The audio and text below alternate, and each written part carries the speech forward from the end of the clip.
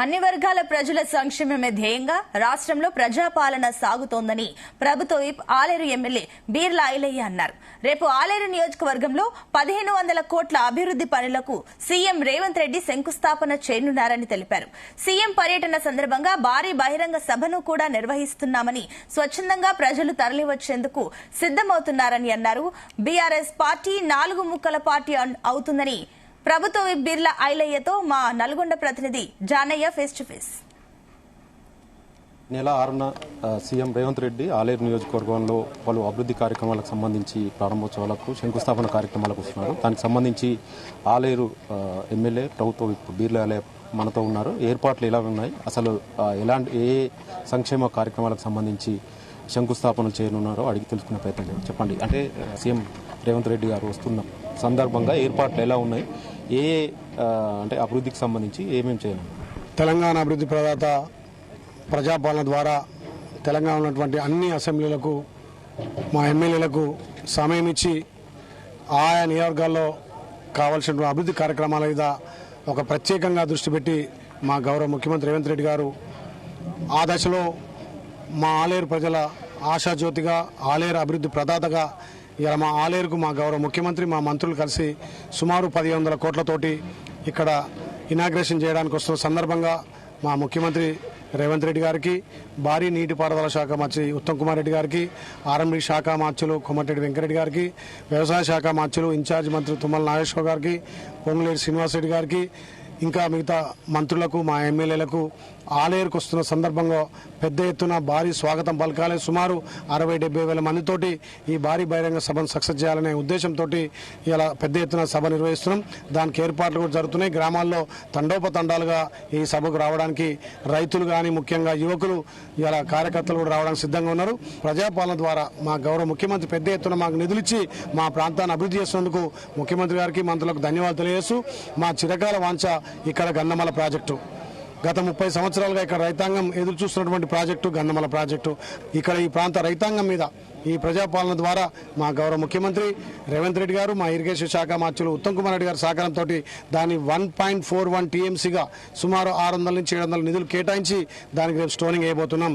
ఇక్కడ medical college 183 కోట్లతోటి రేపు stoning వేయబోతున్నాం. ఈ ప్రాంతం ఎస్టీ ఎస్సీ మైనార్టీతో కూడుకున్న ప్రాంతం.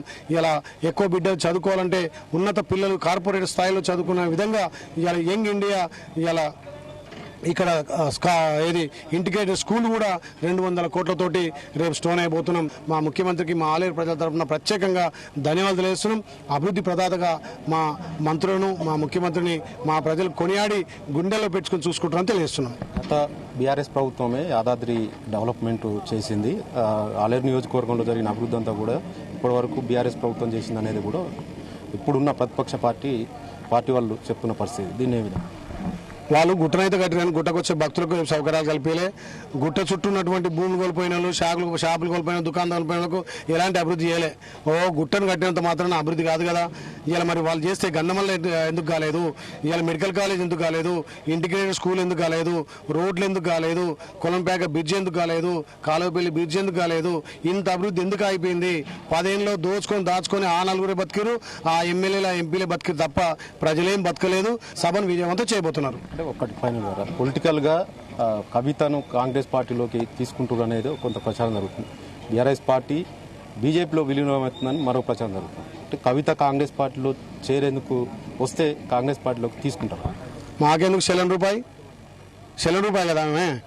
వాళ్ళ పార్టీ 4 ముక్కల పార్టీ. కవిత దిక్కు, కేసీఆర్ దిక్కు, కేటీఆర్ దిక్కు, హరీష్ రావు దిక్కు. మాకెందుకు? మా దాంట్లో ఫుల్ నిండిపోయింది మా పార్టీ. ఇంకా మా పార్టీలకు వాళ్ళని తీసుకుంటాం. మేము కొట్లాడింది వాళ్ళ మీద కదా. వాళ్ళని మనం ఓడిచ్చే మా పార్టీ అధికారంలోకి వచ్చింది. ప్రజాపాలన ద్వారా ఇన్ని పెద్ద నిధులు ఇస్తున్నాము. వాళ్ళతోటి కాదు, మాకు కేవలం రావాల్సిన అవసరం లేదు. మా దాంట్లో లీడర్ మస్తున్నాం. మా గౌరవ ముఖ్యమంత్రి ఆల్రెడీ చర్చలు జరుపుతుంది కవిత కాంగ్రెస్ పార్టీ. ఎప్పుడు వాళ్ళు మైలేజ్ కోసం చర్చలు అంటారు, ఇంకా అంటారు, 4 ముచ్చట్లు చెప్తారు. వాళ్ళ పార్టీని వాళ్ళు కాపాడుకోం కదా. అది మునిపోయే పడవని తెలిసి బయట దుంకాలని చూస్తుంది కవిత. ఆ బయట దుంకంలో కాంగ్రెస్ వాళ్ళు పిలుస్తారు, వాళ్ళు పిలుస్తున్నారు. ఎవరేం పిలువరు. ఆమె కథ ఒడిచిపోయింది. ఆమె లిక్కర్ స్కామ్ పోయినప్పుడే ఆమె కథ ఒడిచిపోయింది. ఇంకా కవిత గురించి వద్దు. మాకు మంచి డెవలప్మెంట్ కార్యక్రమాలు, మా ఆలేరు అభివృద్ధి దశలో ముందుకు పోతుంది.